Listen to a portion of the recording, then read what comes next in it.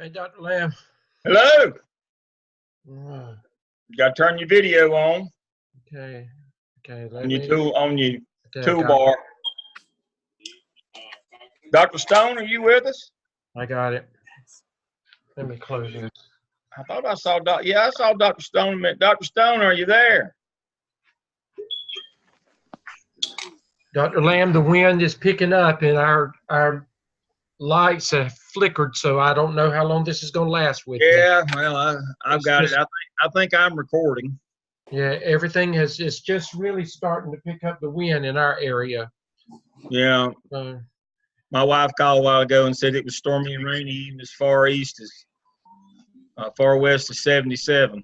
Yeah, I just checked online just a few minutes ago.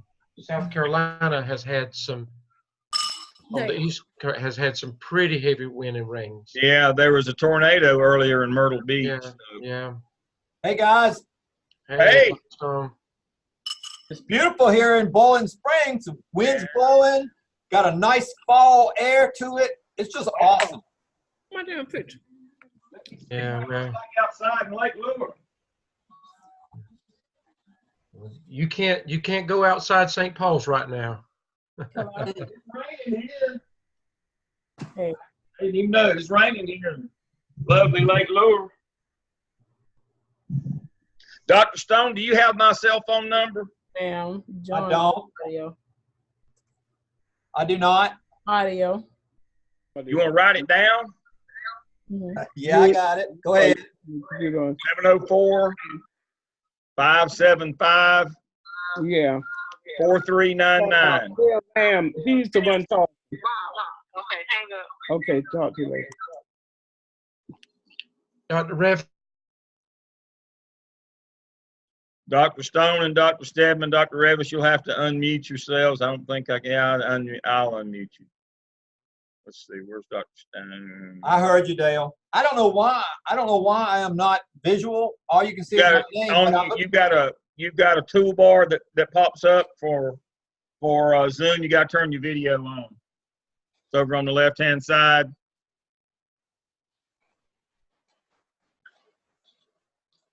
Hey, Dr. Revis. All right. Did you get my number? I did. You need to call me as soon as we get through tonight. We've got a problem in your 605 shell. Okay. Malia Neal sent me an email earlier today, and I went in hers, and she copied yours.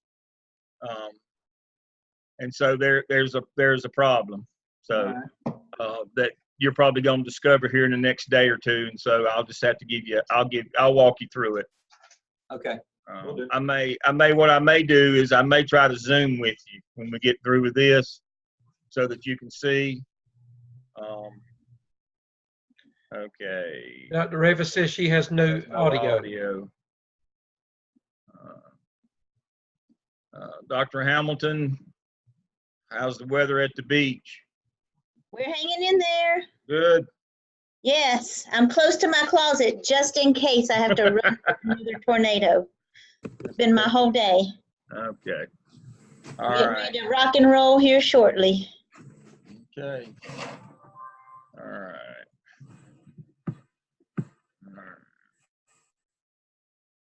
All right. Move that out.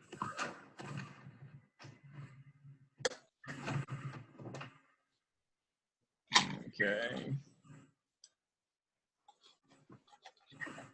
All right. Okay.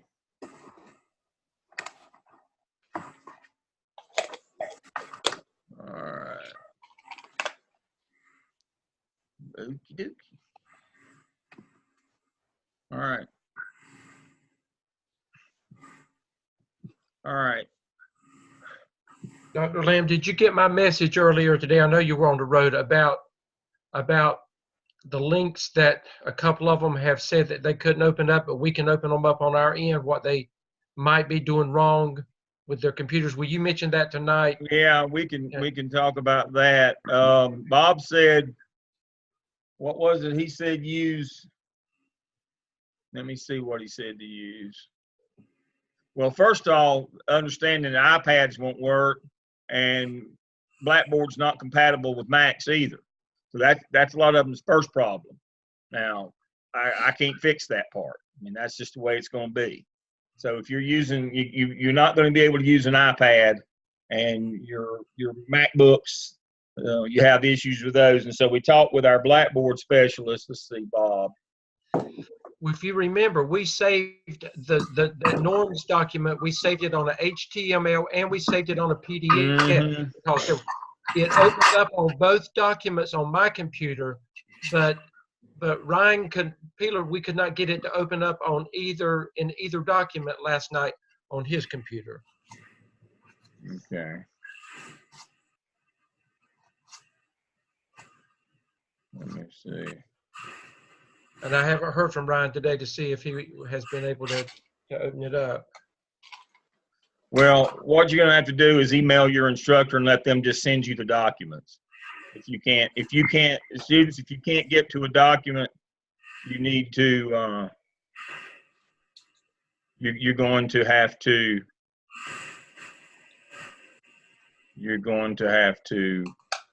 just let us send them to you. Yeah.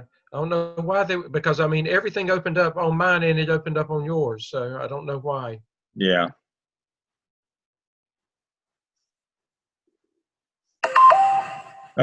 He says reboot, try a different browser, and let's see. He told me what browser he liked. Let me see. For Blackboard. He doesn't like Edge. On Chrome only. And that's what I said last night, yeah.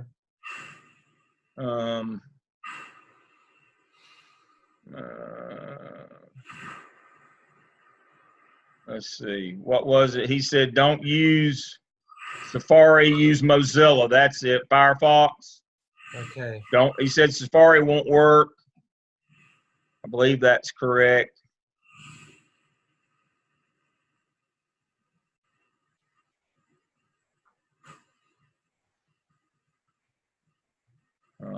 So Safari, I believe, is what he said. Okay.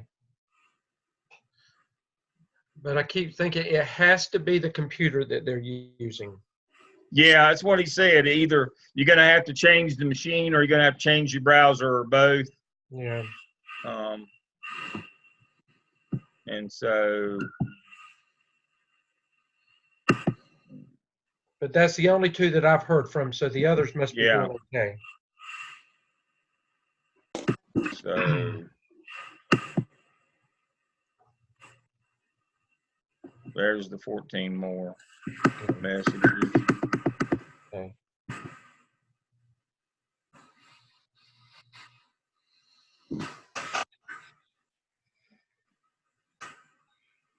Okay, right here. Never use Safari browser. Use Firefox, Mozilla. That's it. Can be obtained at getfirefox.com. You got to use Firefox, Mozilla Firefox. You cannot use Safari at all with Blackboard. Do not use Safari. Don't use a Mac. You don't use an iPad, and you still may have troubles using a MacBook. Blackboard is not compatible with anything Apple, and it's not compatible with Safari. Well, with the MacBooks, when they submit work to us in TaskStream, sometimes it doesn't come to us like it's supposed to. That's correct. It comes scrambled, or we can't open it. It comes wanting a password. You need a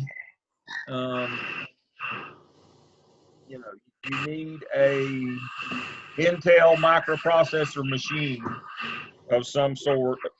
Toshiba, Dell, HP. You need to be Intel based. Apple does not work with the platform. All right. So no Safari, Firefox only. Okay. All right. So I see it's time for us to start. Let me see here. Danny, you must be recording on your end. It does not show recording on my end. It says recording, so I'm okay. You're recording. All right. Okay. I'm gonna go ahead and get started then. Welcome to our coaching session tonight. First thing I want to start with tonight is if anybody has any questions. I've got Dr. Stone's shell up. I usually show one of mine or Dr. Stedman's, but I've got Dr. Stone's shell up tonight. Anybody have any questions on the shells or how to use the Blackboard shell? I'm going to run through it quickly again for you.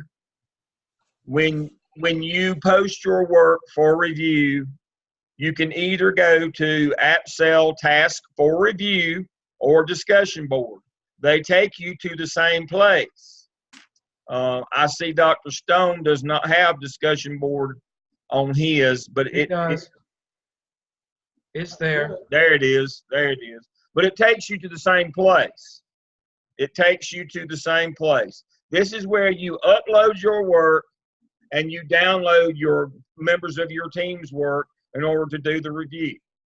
You do a written review of each of the first 4 tasks of the app cell. And then after the first 2, you do a video session and do a video along with your written review. You do a video review where you read your review so you're able to have a critical conversation with somebody about their work. So that's the process. So all work goes here. You put the review you did of somebody's back on that same thread where you got it, and then you take that same review, another copy of it, and you upload it where it says completed peer review Dropbox to get your grade for having done that review. So let me see the questions that have come in here. When do we find out our CC2? Well, you already know who your CC2 is. Your instructor, it will either be Dr. Stedman, Dr. Stone, Dr. Hamilton, or Dr. Shepard.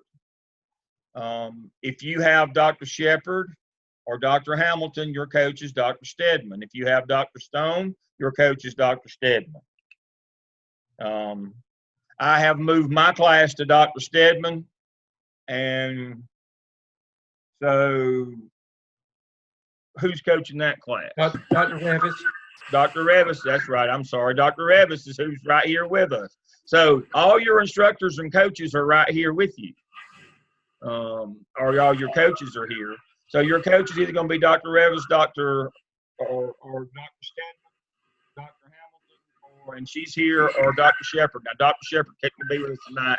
He's got a high school event, but this is your team. This is your instructors and your coaches. I'm having trouble with a couple. It says access denied. Can I get a sentence? Those are the same 2, Dr. Lamb. Dr. Yeah. Lamb, you and I we'll talk about those We'll tomorrow. talk about them. All right. And to further illustrate, when you go in under my courses, your coach there will be a clinical shell that has your coach's name on it. It will say MELS clinical shell, and it'll say either Revis or it'll say Stedman. That's your coach. So again, if you're with Dr. Stone as your instructor, Dr. Stedman's your coach. If you're with Dr. Hamilton or Dr. Shepard, Dr. Stedman is your coach. If you're with Dr. Stedman, then your coach is going to be Dr. Revis. So all the people who matter are here with you. All right. So those of you, the easiest thing to do, those of you who can't open documents, if it says access denied, send us that in an email, and tell us what documents you couldn't open. We'll send you those documents. Send it to your coach. Send that email to your coach, and they'll send you those documents. Yes, review 2 of your team members' work. So you do 2 reviews of AppSell Task 1, 2 reviews of AppSell Task 2, 2 reviews of AppSell Task 3, and 2 reviews of AppSell Task 4. And if you can't remember that, that's okay. Look under AppSell completed peer reviews, and you can see what's due. So as you can see, 2, 2, 2, 2, and 2, and 1 video after you've done task 2. So if you can navigate your way through the box, you can see what's going to be. of your peer review group, and that is your Zoom team. We use those terms interchangeably. Your Zoom team is your peer review group. They just simply use Zoom. You'll use that same team to do case studies, by the way. So you can refer them to them as your Zoom team, your peer review team. But that's the group that you're going to be working with for all of the things that you have to do collaboratively this semester. All right, so put your task in. The instructor will comment. That's where people go and get it and review it. We'll tell you when to move on. Now, when we say excellent work, that means there's nothing else to add. Continue with peer review and move on to the next draft. That means leave it there and let somebody review it. Now, when you turn your next one in, if nobody shows yours to review, we'll move you on and tell you to submit it for evaluation and move on. Hopefully somebody will review it. But because you get to choose, if you've got 4 in a group, there's potential that one of you won't get reviewed. That's okay. The instructor reviews it, but hopefully you'll get a peer review. Leave it up for peer review. There's nothing to do, but just leave it there. That means don't submit it yet. Leave it there for review. You might get a review that might add to it. Move on to your next draft, and when it comes time when that draft is put in, then you'll know at that time if you haven't gotten any reviews, you can submit that first draft in the Dropbox for your grade for that task, and you just continue on. Sometimes you'll get a review, sometimes you won't from your peers. But since everybody has to do 2, and there's 4 members in the group, somebody could get left out. Hopefully not, but it is possible. But don't wait on anything. You submit one, you can move on to the next when you do the next draft. Okay. You review 2 of your team members' tasks. That is correct. That is correct. You've got to put 1 in and take 2 out. Everybody put in 1, take 2 out. Just that simple. And once that task is done, it's been reviewed by the instructor. The instructor says it's good. You get feedback from your peers, good, bad, and different, and you have accommodated that in your draft, or you didn't get any. When it's ready, when you submit your next one, you submit draft of task 2. By that time, whatever's going to happen is going to happen in terms of review. So when you put that one in for review, you take the first one, that task 1, and you upload it for your grade here in the assignment Dropbox.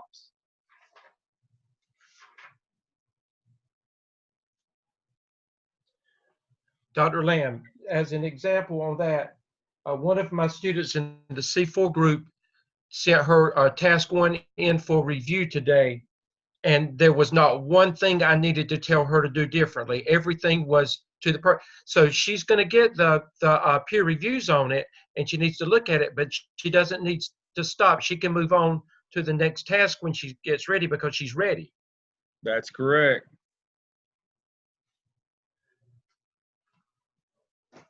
Is there an AppSell assignment drop back box here? Yes. I don't see one. Yes, sir.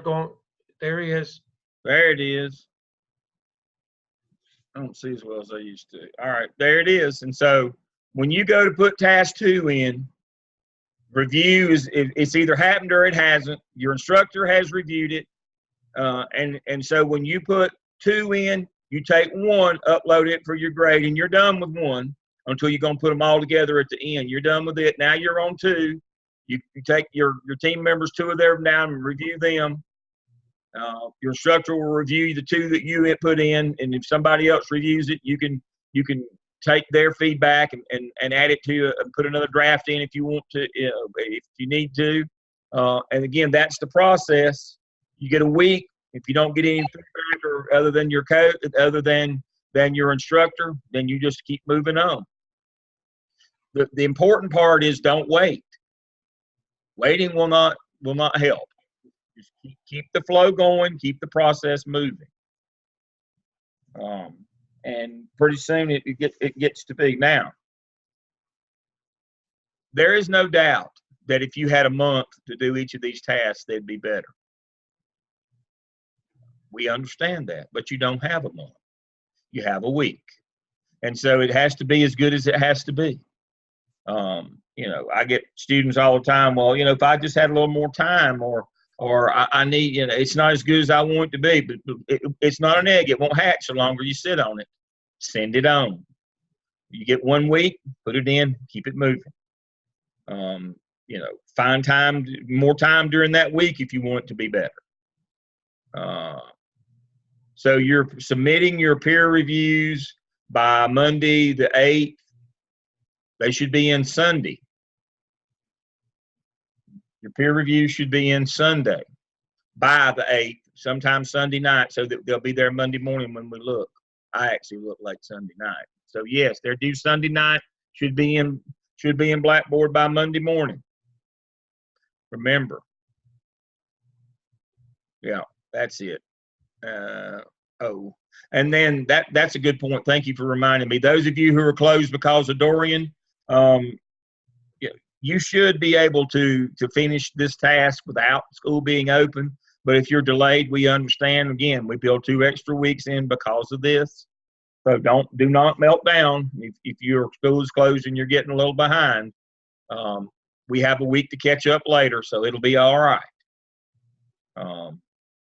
You know, do what you can. Don't take advantage of us by, you know, going on vacation this week and not doing your work. But we understand if you get affected by the storm, and that's why we have a couple of weeks so that we can catch up. All right. Any other questions? Here comes another one on this shell. Task 1 is due 9/8. That is correct. That'd be 3 days from now on Sunday. That is correct. Any other questions about how the Blackboard process works in terms of task and review? All right. Moving on then. All right. The bulk of what I want to do tonight is talk about task string. I do not have a copy of the email that you got sent because that comes from Watermark Task String. I do not have one. I called our task string person a while ago. So here's a question we have again. Yeah, task 1 is due 9/8. The peer reviews the following week. That is correct. Exactly. This week a task is due. Next week the review is due. And then the next task is due at that week as well. And so you see how that works. It works at a week at a time. That's what I was referring to. You upload your task. You've got a week to work on your next task. And during that time, you're being reviewed or not. You're being reviewed by your instructor and hopefully by a peer. But every week a task is due. But that means that your other task you just submitted is in review. And you may have to go back and edit it. That's the way it works. You know, one follows the other. That's exactly right. First task is due this Sunday. Review will be due by next Sunday, and then that task will be due as well. So you're working on your new task 2, while you're doing the review of somebody else's. Reviews don't take that long, about 15 minutes. All right, Chelsea's got it. Great. All right. So I called Seth. He said that he does not have a copy, but you should have gotten an email at your Gardner Web address on how to set up your TaskStream account. Now, do not panic. Your account is not set up to anybody yet. He will go back and hook those 2 people. He'll put your evaluator, your independent evaluator in, state evaluators. He'll put your coach in so they can comment on your competency folio. He'll put those people in there. You'll have to be hooked to some people, a commenter and an evaluator. Now, your evaluator doesn't do comments. The evaluator only evaluates your evidence. It's like the AppSell and the AppTell. Your coach can go separately into your competency folio and comment on the work you do there when you request comments from them. They can't go in until you request comments. So let's look at that process.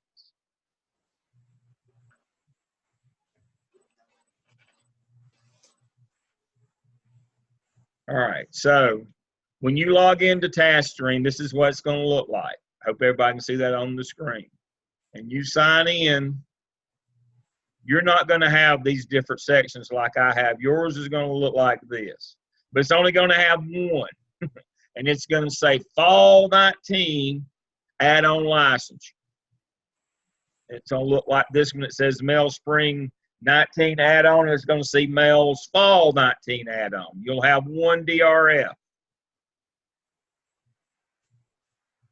Okay. So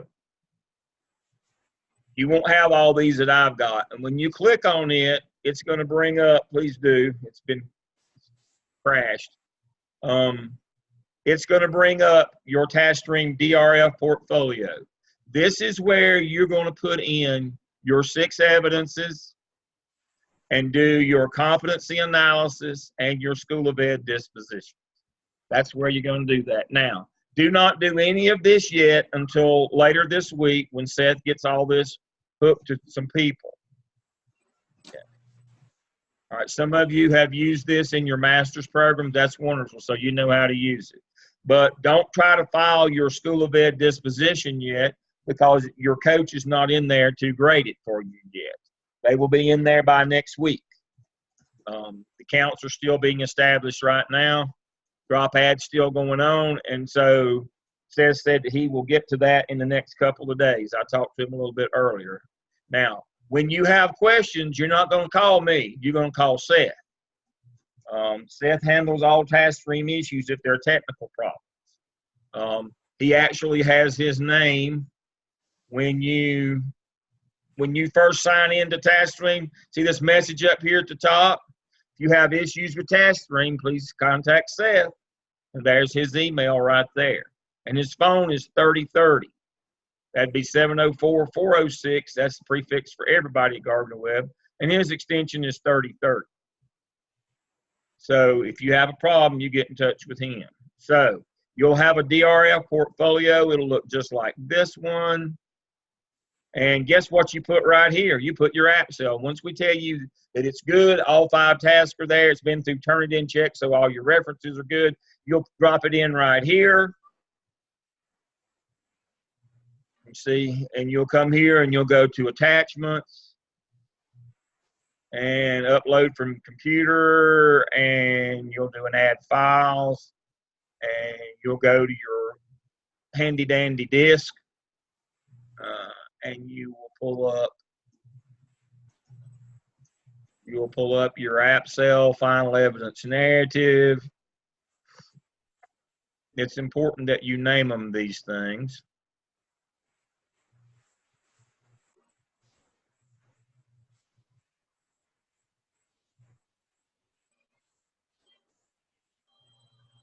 And you do that. Upload and close. And then once you do that, you save and return. And then you are not done. This happens every semester, multiple times. You are not done yet until, and it's even going to remind you that you still got to go in and submit your work. And it gives you that your work is submitted and you're done. Now, that's how you're going to do your app cell. Once you get it completed, you're going to come in here in TaskStream and you're going to upload your document into TaskStream, and you're going to be sure to submit work at the end after you've saved and returned and you've uploaded. And so that's how you do it. As you can see right there is mine. Now, to get your scores results, there will be no comments on this work. He can't take that button out. I've asked him to. He can't take that out. It takes it out everywhere. So remember, there is no comments on this work. None of this gets comments. The only thing you get is scores results, and it shows that you have submitted this work, and yours will say submitted right here. Mine will be in progress because mine's not hooked to an evaluator. But you can see where it is, and then you will get your results in this column right here. You'll get your grade. It'll be somewhere hopefully between 3.0 out of 4 to 4 out of 4. If it's less than that, they will send it back to you for revision, and you will get a message in here and in your grade center that tells you that your work has been returned for revision. Hopefully we won't have any of those, but you never know. But here's where you'll go to get it. And so I have students that call me and say, I can't upload my work. And the first thing I ask them, are you on the work screen? And then I hear that pregnant pause. Oh, you got to be on the work screen to upload your work. That's how that works. That's correct. You do not go to TaskStream with your work until all the tasks. We'll tell you when it's ready to go to TaskStream. You won't have to guess. We'll tell you submit for evaluation in TaskStream, and you will not submit until you get that written from your instructor that says submit this for evaluation. We will not let you take work before it is ready. Doesn't do any good. We might as well fix it before it goes. We don't like this notion of putting it in and see how it's going to, and kick the tires, see how it's going to go. When it goes in, we want it perfect when it goes in. We want it perfect. How many of you, how many of you are elementary teachers that ever tried to teach reading? Well, I was an elementary principal and I watched them teach reading. One of the things I learned is one of the things that the key to teaching kids to learn is called anticipatory set. Kids have to anticipate the next word, the next phrase. You do it with pictures, the big books, Dick and Jane books when I was a kid. Use rhymes and all those things to create an anticipation. We use templates and submit great work so that our state graders anticipate great work from us. We don't turn in partial. We don't just throw it in and see how it's going to go and hope that maybe it'll slide by. We don't do that. We have created an anticipatory set with our graders so that very little of it ever gets sent back. But that's because we don't allow you to put it in until we know that it's going to at least pass with a 3. We will not let you put in work that's not going to get a 3. We know what that is. We do this for a living every day. We know what it takes to pass. And we'll just tell you, this won't pass. This has got to be fixed. 99.9% of the time when work gets sent back, it's because you put the wrong document in.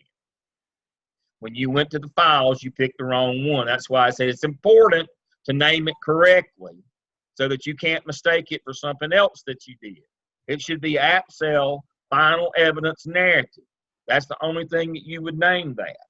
That way you won't make a mistake when uploading.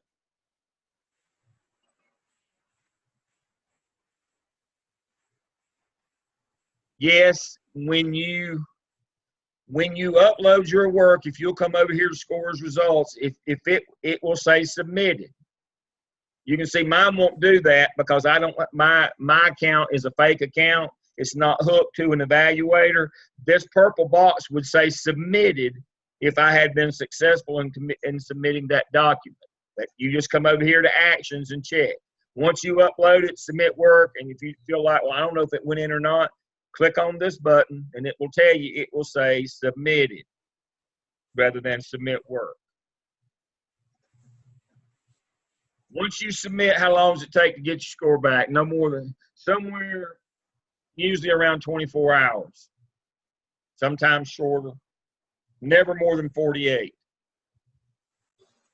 If you haven't got your score in 48, you need to let me know that if it hadn't been done. But you will rarely ever go more than 24. Usually it's within 24. This is not a wait a week on pins and needles. You're going to get they're going to grade them fairly quickly and get them back to you. Good question. All right, now, so your AppTel will go here later this semester. Your OMA skip next semester, your CAP and your SI the semester following. So you can see everything kind of follows a pattern here. Now, competency analysis is due this semester. Now, I've got it set up where all you have to do, once you have done both the AppSell and the AppTel, you will have written a competency analysis of all 21 competencies. You'll do 12 in the AppSell, you'll do 9 in the AppTel. You'll do them in the last 2 tasks of each of those evidences. Task 5 of the AppSell and task 4 of the AppTel is where you do competency analysis. Once you have written that, it's been put in here it's been submitted, it's been graded as proficient or accomplished. When both of your evidences have achieved that status this semester, you come to competency analysis, view edit, and you just click off that you've met that standard. You do all 21. You don't even have to do a copy and paste anymore because your analysis is already in task stream as the last task of the first two evidences. We added them to those to save you this step. That will not be due until after you have completed the APTEL. So I should not see one next week. Competency analysis is done after both of your evidences this semester have been graded proficient or higher. You will do your competency analysis. School of Ed dispositions can be done anytime after next week. After next week, once this is hooked to your, and because your coach will go in and grade that at that time. It's not a grade, it's just they'll check that off once it go in. These are couplets. The disposition is a couplet. You have to do half and your coach has to do half. And so if you want to know what a disposition is, they ask you about where you are on learner development at the beginning, learner differences, learner environments, and you have to rate yourself. As I've told you before, if you rate yourself as exceeds expectation, you've got to write me a narrative as to why. Now, if you just give yourself meets or needs or unsatisfactory, you don't have to tell us why. But at the beginning of the program, if you believe you exceed expectations in any of these, that's fine, but tell me why. And so you will do that after next week.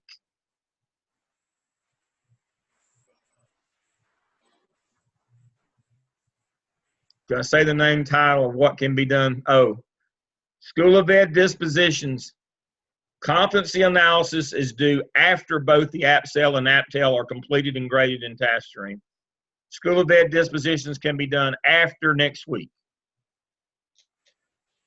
The competency analysis probably won't be until about week 15. Yeah. Probably. Right at the end. That's the last thing you do, is you put the checks in those boxes. And that's literally, you put checks in the box, or radio dots in the circles, checks in the boxes. School of Ed dispositions, we want that done. We want you to have been in the program for 2 or 3 weeks before you do that, but not too far in. This is kind of the pretest where you assess yourself at the beginning. But we found out when we used to try to have you do this, the very first thing, you didn't really know what you were assessing. You need to be in here 2 or 3 weeks and kind of get a feel for what you're assessing yourself on. So after next week, which will be what, our 3rd week, you're free to do them after next week. We want you to be in the program 3 weeks before you do this. So don't do them now. They won't go through. I'm not turning them on until after next week.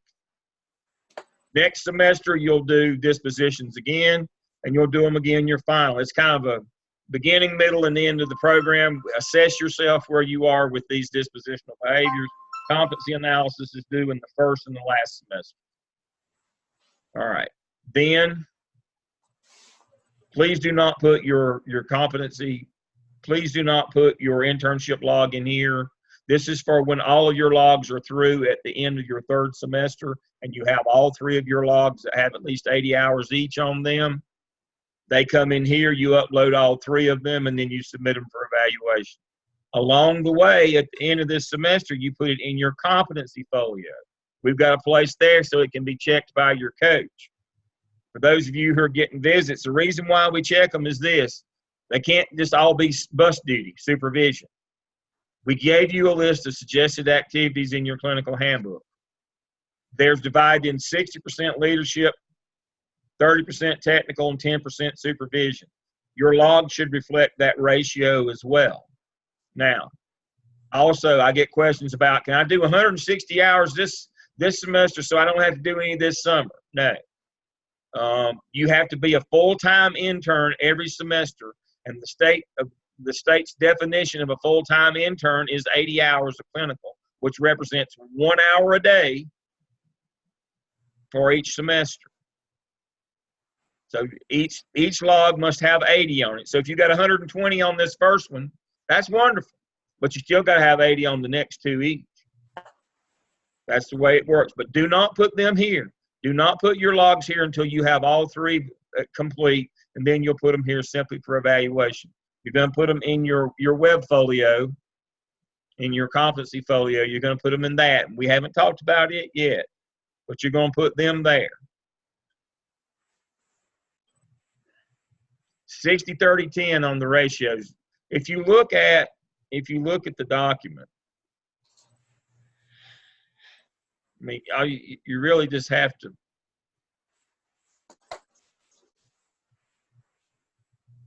You can do it.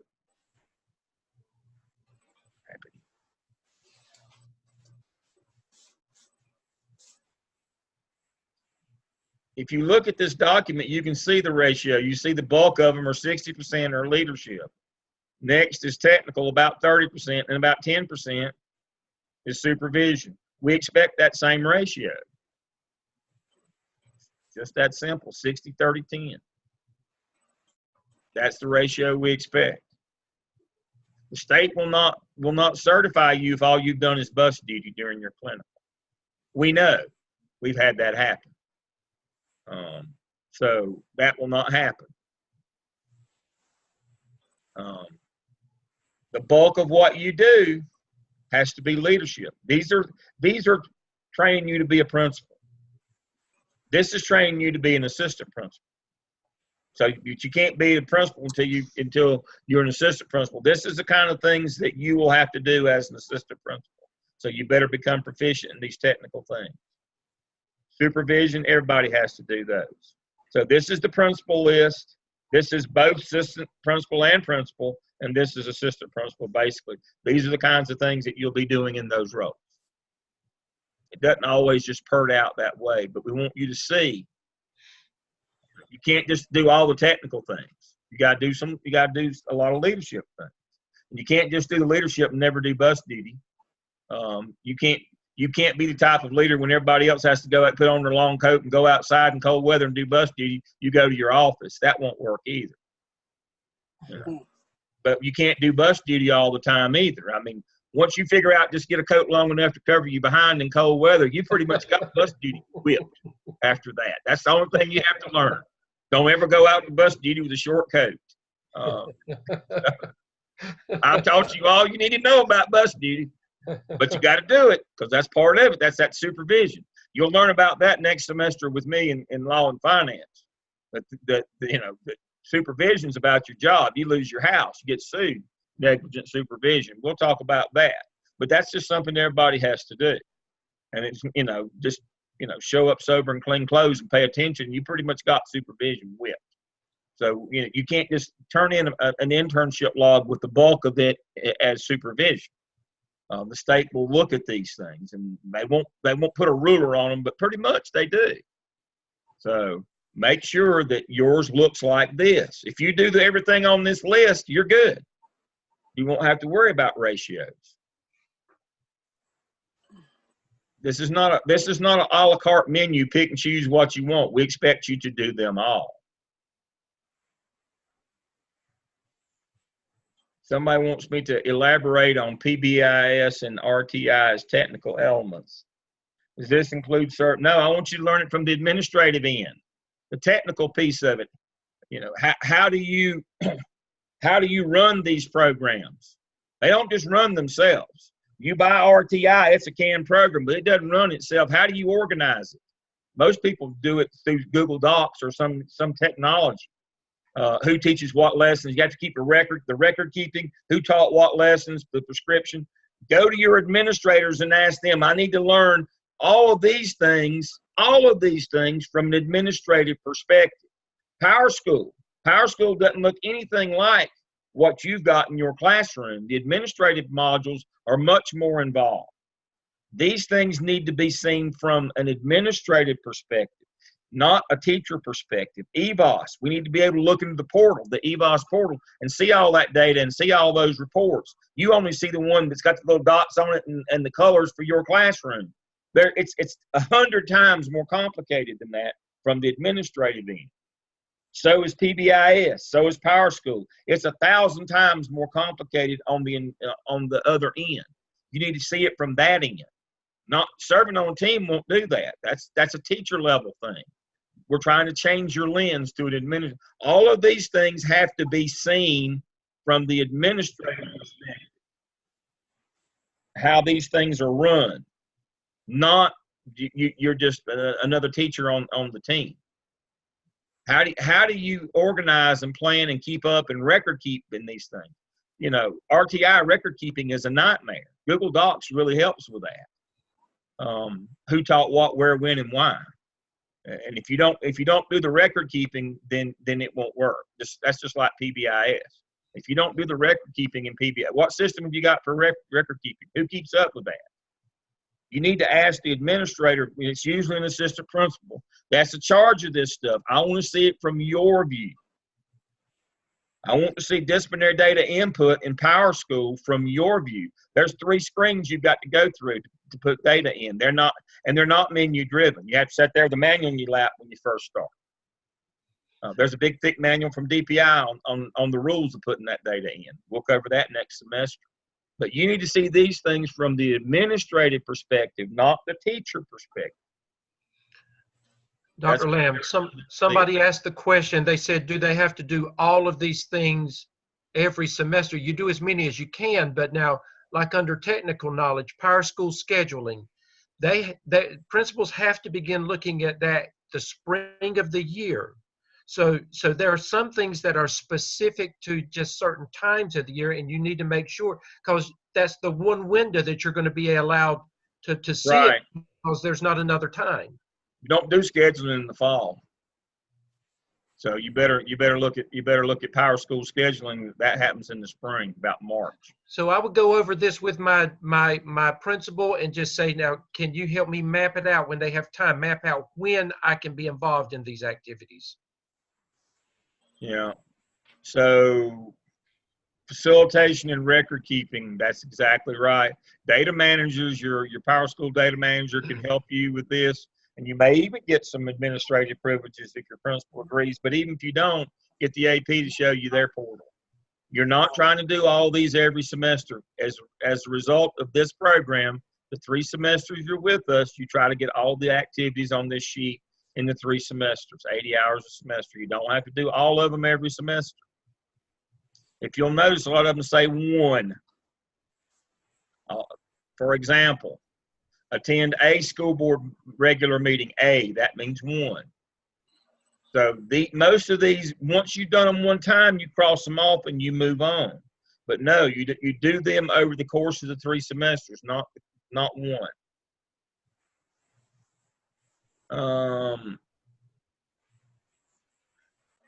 Help your administrator with EVOS roster verification. Oh my Lord, Dr. Hamilton said that. That's throwing them in the deep end. That's a great technical activity, but yeah, that's hard work there. If you partner up with an AP during your planning period and do bus duty, deal with discipline, plan a PD, and work on Power School, should we itemize on that as log as 30 minutes dealt with discipline issue? Whatever you want to. You know, but don't let the log be a big record-keeping nightmare. If you do bus duty every day, just summarize it. About this month, I did 4 hours of bus duty. You know, things that are on a regular schedule. If you do that every day with your AP, I'd put it down either weekly or monthly, and summarize it how you did that. Yes, you have intern hours in the summer. We have class in the summer. You have intern hours. We'll probably talk with you in the next semester about you need to kind of plan those out. School's going to close in June. It's going to be hard to get your hours. And so one of the things that we suggest is you go to one of the local schools and watch them, or your school, and you come in and you commit 2 weeks in the summer to come in and watch them working. They'll rework the master schedule. They'll do a preliminary in the spring, but they'll have to rework the schedule in the summer. Come in and watch them work that schedule and other things that they do during the summer. 2 weeks of that will get you your 80 hours. So yes, you have intern hours in the summer. That's what I was referring to earlier. You cannot bank hours. The state requires you to be a full-time intern for at least 1 year in order for them to license you in North or South Carolina. Doesn't matter. You have to be a full-time intern for at least 1 year. The way that you make time toward that full-time internship is you have to do 80 hours of clinical activities a semester. They consider that to be the minimum that shows that you were a full-time intern.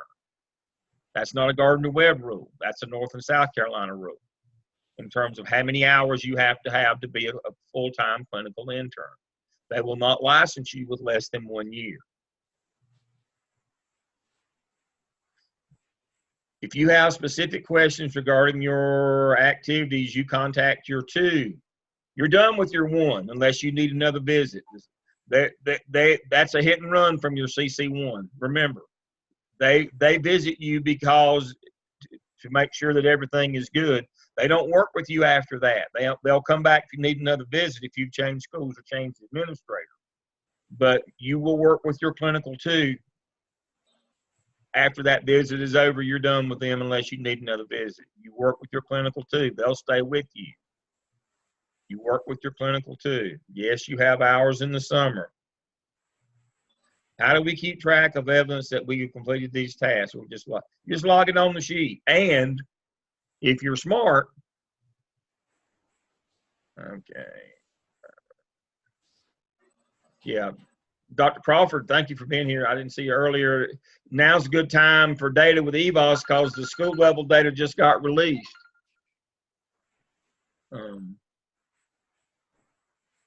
Can you give us examples of artifacts that can be used for technical knowledge? What's the duration of the summer semester? 10 weeks. It goes from the middle of May to the end of July.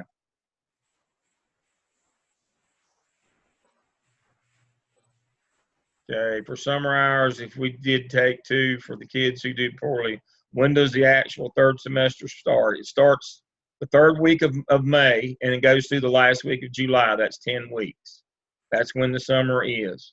So give you an example of things that would be all being able to generate a suspension letter out of Power School would be an excellent artifact for the Power School incident reporting. You can only generate a suspension letter from Power School. You can't make up your own, and you can only generate one of them if you know how to go through all 3 levels to get to that letter. So a Power School letter, a suspension letter, a copy of a suspension letter, that would be an excellent artifact. Scheduling, a rough draft of the master schedule. You'll have to have it next semester anyway. We'll ask you to provide us with a copy of your master schedule, the one that's generated out of Power School. That's an excellent artifact. They're going to work with EVOS. All that stuff from EVOS, all those data, reports, colored charts, all that stuff that you can run out of EVOS, all of that is an artifact. Teacher evaluation, a copy of evaluation. That's, again, it's an RTI, a scripted lesson from RTI, a referral slip from PBIS. All of these, everything. If you do this work, you won't have to worry about generating artifacts. You'll see once you're in it, the artifacts are generated as a byproduct of the work that you do. You won't have to hunt them. Now, back to the chat. Do we need an artifact from each task we log hours on? No. I'll get to that in just 1 minute. I turned my log into a Google form, and I can keep on my phone and document on the fly. It's worked pretty well so far. Amber, that's excellent. That's where I'm going to next. So I created this. You can make it into a Google form. You can make it into something electronic, being in a Google form. That would be smart. Or you can just copy, you can print it out and write on it. Every how you do that. Now, you do not have to have an artifact from every activity that you do. So if you look at this log, this column is for me, this column is for me, and this column is for me. Day, activity, hours. That's for me. I'm going to submit this. You're going to submit this to the state, and I'm going to certify that you were a full-time intern for a year, and they're going to give you, if you give them $55, they're going to give you a license. Hopefully it goes well after that. These 2 columns are for you. Competency proof. I got an artifact. Yay. Where is it? Where can I go and find it? You know, I can tell you, see that? I carry one of these with me all the time. I have a phone, I take pictures, and I write myself notes as to where I put my stuff. And I label it a certain way, and I create folders because I don't sleep much, but when I do, I forget. And so every activity you do on this list, you will not have an artifact. But if you do, you write down, this is where I put it, or this is what I named it, and this is the competency that it meets. And that kind of gives you a running notion of your artifacts. What you don't want to happen here is every one of your competencies be communication. So at the end of the semester, you've got 40 artifacts, yay, but they're all communication competency. Boo. Remember, they have to hit all 21 of there's 21 different competencies. And what this helps you track so that I need to do something over in this area. So if we look at our competencies here, and this is where we're finding, you can see there's 21 of them. Communication through visionary. You've got to have an artifact for each one of the competencies each semester. You got to have one for each of these each semester. What you don't want to do and why you should kind of track it, what you don't want to do is all of them be clustered around communication, or all of them be clustered around conflict resolution, or all of them be clustered around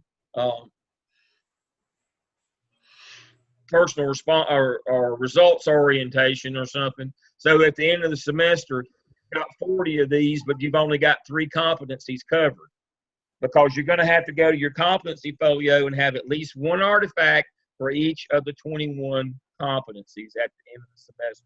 So this helps you keep a record of and kind of see I'm generating different competencies, artifacts for different competencies, and not all for the same one. It won't do you any good to go in and put 13 under communication. We're only going to count that as one. And then the proof, the name, where it is, whatever you need to key so you can go back and find it. I named it this on my disk, or I put it here, or it's on my camera, it's on my phone. Where is the proof? Where is it? These 2 columns are for you. They're not for me. This is a reminder and kind of a running count of how I'm doing on getting those 21 competencies this semester. Am I getting 21 different ones? And so then you say, again, Dale, where am I going to get these artifacts that show this? Well, right here. I've got them categorized for the open-ended. So each semester, you either got to have one from one of the evidences we did that semester or one from open-ended. And right here, I've got them categorized for you. If you attend a school improvement meeting, that's systems thinking. If they had an agenda at that meeting that showed that you were on it, that's a great artifact. There you go. You knocked out systems thinking. So I've got them categorized for you. You say, well, now we're doing the AppSell and the AppTell this semester. What artifacts might I generate from having done those? Well, I'm glad you asked. Right here they are. I've already got those categorized for you as well. Your email permission to your principal shows competency in competencies 1, 3, 6, 12, and 20. And that would be, of course, 1 is communication, 3 is conflict management, 12 is organizational ability, and 20 is time management. I have them categorized for you, even down to the task. Each one of these, the 4 tasks of the AppSell, I show you what an artifact would be and what competency it would meet. If you can just do a little plug and play, I didn't have room to write out the name of the competency, so I just numbered them for you. And so you can see from the AppSell and the AppTell, 1, 2, 3, 4, 5, 6, 7, 8, 9, 10, 11, 12, 13, 14, 15, 16. You can generate, just by doing the work we require you to do, you will have generated 16 artifacts this semester, just from your AppSell and AppTell, plus a few from open-ended, and you've got it. That just leaves 5 from open-ended, and you got it made. That's the way it works. It's really simple. Let me pause and catch some of these questions. Dr. Lamb, while you're looking at that, I just want to remind them, as you are keeping up with your logs, make sure that when you submit it, you work with it along the way so that when it's submitted, it does have a professional look. We've had some that we've had to send back because we couldn't even read it. Remember, this is going to represent you, so it needs to look professional when you turn it in. Needs to look like, look like something, that you would want people to see. So the question comes, would completing the indicators and head count for EC be considered a tech knowledge? Absolutely. That's a tech, that wouldn't be under tech. When you do your fire drill and your monthly inspection, now I'm going to give you a form next semester, show you how to do your twice monthly safety inspections. Everybody knows that you have to do a fire drill every month. Very few people know you're also required twice a month to do safety inspection. When you get your first AP job, that'll be one of them that you get. Nobody wants to do that. You and the custodian will be walking around doing that. That's a pretty dirty job. I've got a form that I'll teach you to do that next semester. That generates paperwork. Those are artifacts. So between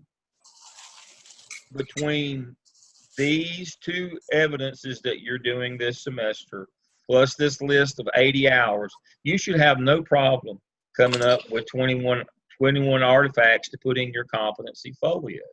The trick is make sure that you hit the different ones. Don't do the same one over, so that at the end, you have 30 or 40 artifacts, but they only represent 2 or 3 different competencies. Make sure they're varied experience. And then the proof column again is it a document?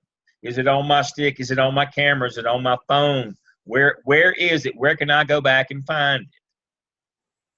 It's amazing how once you sleep, how you things you think you'll never forget, you will. Trust me. All right, so that's the process of generating artifacts to put in your competency folio. Now,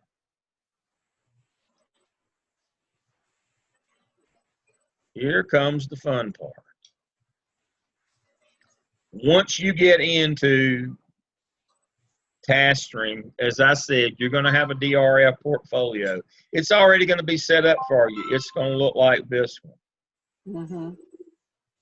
You're going to have to create your own web folio. And we do that for a purpose. It's part of digital learning competency as you learn to build a web folio. So you will come to, and we have a video of this that's a lot shorter and not nearly as snarky or smarmy as I am in person. We have a video where we teach you how to create your own personal competency folio, and this is how it goes. You click on folios and web pages. Girl, you better tell me what you just said. And you go to create new.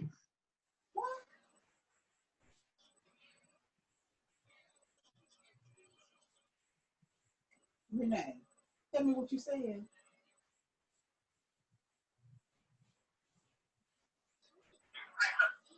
I don't know. I couldn't understand you.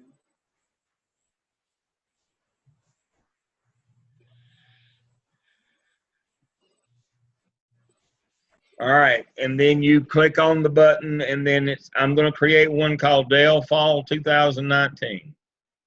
And you're going to click on Custom Templates Designed by Your Learning Community. And then select that template, and you're going to select Competencies for 21st Century Leaders. And then hit Continue. And then you're going to get to pick what you want your cover to look like. You get butterflies, you get baseball, you get pictures, like wallet pictures of somebody's family. You get pencils. I'm in a butterfly mood tonight, so I'm going to pick butterfly. And then I'm going to click on Apply.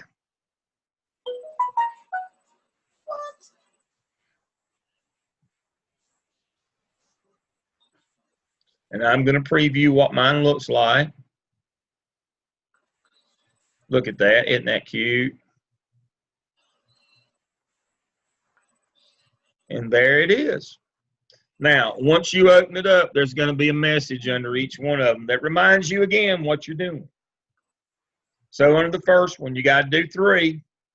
We got to have 3 artifacts here. One from the app cell, one from the SIOP, or it can be from the app tail. That's just an example. And one open-ended. More than likely, you should do the one from the app cell this semester since you're working on it, or you could do an open-ended one from this semester. It's up to you. And you can do more than one.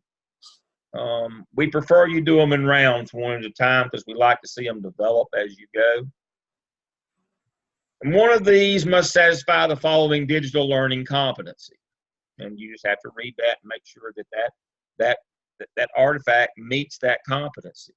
Now, there is not a requirement for a digital learning competency under all 21, just 18, because there's only 18 digital learning competencies.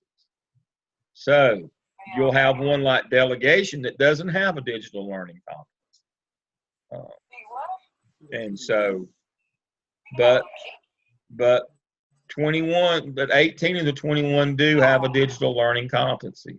So make sure that you follow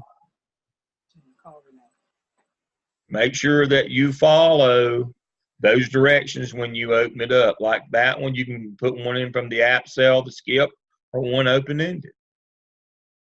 Personal responsibility for performance, the app cell, the OMA, or one open-ended. And so you can see that would be like your first semester, your second semester, your third semester. You do the app cell this semester, you do the OMA next, and then you can do open-ended at any time. That's the way that works. Now, this is the kind of the final test for the evening, the IQ test. Do not call or email me or tell me that you can't upload anything under digital learning competencies. That's because you can't upload anything under digital. They're just there for your knowledge to know what they are. I have integrated them into the first 21. There is nothing due under digital learning competencies. That's just so that you'll know what they are. Now, somebody asked a question on there, can you get credit for having done this course by doing this? You can apply for course by credit for the digital learning competencies, but that's up to the central office. That's why I said you need to be able to publish and share. If you publish and share this thing, you can get credit for it from your central office for your renewal credit. Absolutely. And so let me close out of that. And Dr. Lamb, that is the truth, because when I was in the doctoral program, I got credit for everything that I did in the doctoral program. That's correct. Back in the system. So when you create yours, and there's mine back again. When I create mine and I go here and I go in and put them in, this is just a different view of the same folio. I'll request comments from my clinical coach too, and they will tell me how I'm doing. This is the place to upload your internship logs on a semester basis so they can check your ratios. But the good thing is, you see this button over here that says publish share, and this is why we do this separately. You can publish and share this thing with prospective employer and with your central office in order to get your digital learning competency credit, get your CEUs.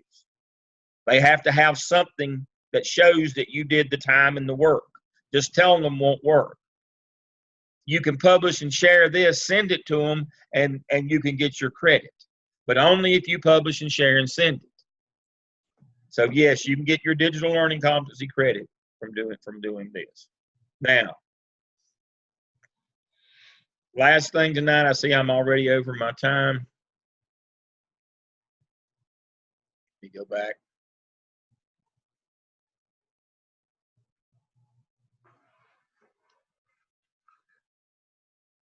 Dr. Lamb, while you're going back, I have emailed everybody those 2 documents, and I have had responses back that they will open for them.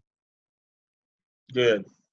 So when you email this thing to somebody, it comes like a link like this, And this is an arrows. And she sent this prospective employers. This is what she also sent to get her credit. And I'll show you what she did in order to make sure that she got her credit for her digital learning competencies. When she wrote her little narrative that introduced each of her 3 artifacts, she highlighted which ones were the digital learning competencies. And here were the actual documents or the artifacts that she uploaded. She wrote a little blurb on each one of them like this, and she color coded the ones that were digital in order to get her credit. So if you want to, I would follow a similar format. She highlighted which one was digital so that she could get, and then had the actual document so that she could get her credit. So there it is. This is what a good one looks like. She put what semester she did it. If it was a digital learning, then actually put the actual artifact in. Look how organized that is. How impressive that is for a prospective employer. How easy that is for people to say, yes, we're going to grant you your credit for your seat. So this is what it should look like in the end. Look at that. Isn't that amazing? And as you can see, there isn't a digital one there, so that's not highlighted. She made it easy for her employer. She made it easier for the folks in HR in her district to give her credit. She didn't make them hunt and look. She didn't put anybody out. She made it very user friendly. I hope yours will all look like this, and that's why I said, I want our coaches to work. The instructors will do the bulk of the reviewing, and the coaches are there to help you, but they're also there to help you get this thing started, because this is very powerful. At the end of this program, trust me, prospective employers would a whole lot rather look at this than they had read all those evidences that you did.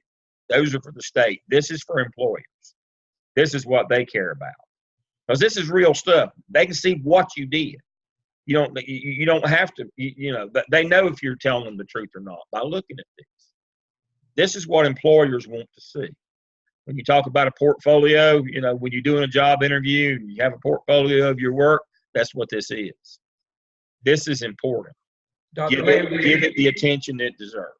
do you still have Dr. Stone's course show up? There it is. Okay, I want you to go to video library.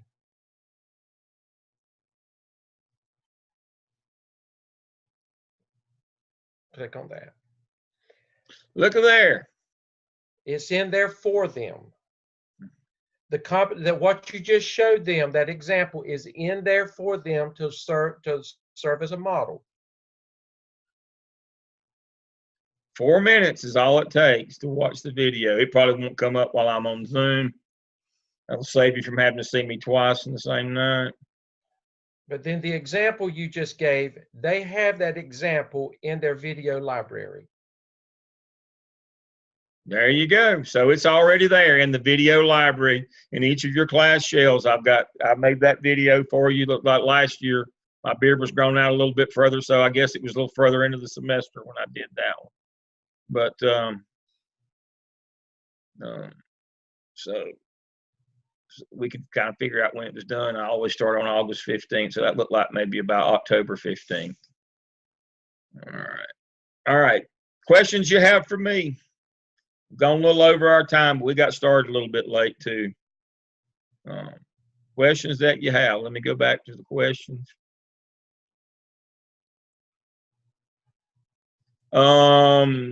Maria had a good point here. For my previous graduate programs, I submitted my transcripts to HR and received CEUs, but they weren't digital teaching and learning though. They have to be specific to digital teaching and learning. They'll look at your transcript if you took these courses, but you'll have to have proof that they were digital teaching and learning. They won't just take your word for it.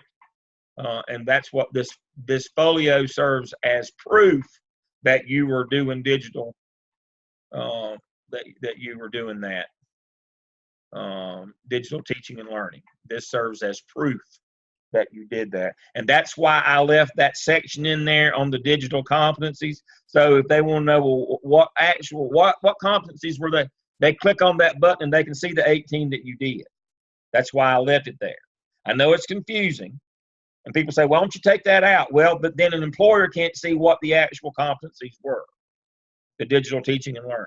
So that they can see that, they can click on that button and see the 18 that you did.